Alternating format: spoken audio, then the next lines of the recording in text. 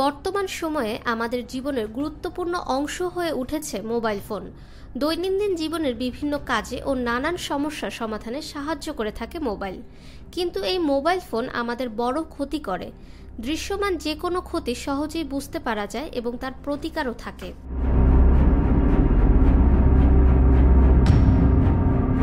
তবে যে ক্ষতি দেখা যায় না, প্রাথমিকভাবে বোঝা যায় না, তা প্রতিদৃশ্যমান কোনো ক্ষতি সহজেই বুঝতে পারা যায় এবং তার প্রতিকারও রয়েছে।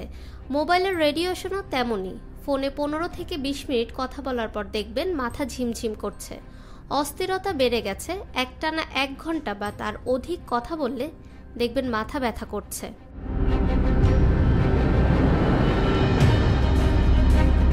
রেডিয়েশনের হাত থেকে রক্ষা পেতে যা করণীয়: মোবাইল বুক পকেটে রাখবেন না। কথা বলার সময় এক কানে ধরে কথা বলবেন না, 2 কান ব্যবহার করুন। ব্যাটারির চার্জ কমে গেলে কথা না বলাই ভালো, তখন রেডিয়েশনের পরিমাণ বেড়ে যায়। প্রয়োজনে হেডফোন ব্যবহার করুন। মোবাইল পাশে নিয়ে ঘুমাবেন না। ভালো ব্র্যান্ডের মোবাইল ব্যবহার করুন। একটানা ঘন্টার পর ঘন্টা কথা বলা থেকে বিরত থাকুন।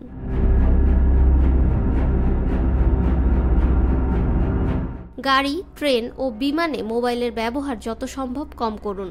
মোবাইল ফোন লোহা নির্মিত জায়গায় বেশি শক্তি ক্ষয় করে আর অনেক বেশি রেডিয়েশন ছড়ায়। মোবাইলের জন্য কাভার ব্যবহার করুন, এটা ফোনের রেডিয়েশন ছড়ানোকে কিছুটা হলেও রোধ করে। ফাহমিদা বিনতে আনোয়ার, নিরপেক্ষ নিউজ ডেস্ক, ঢাকা।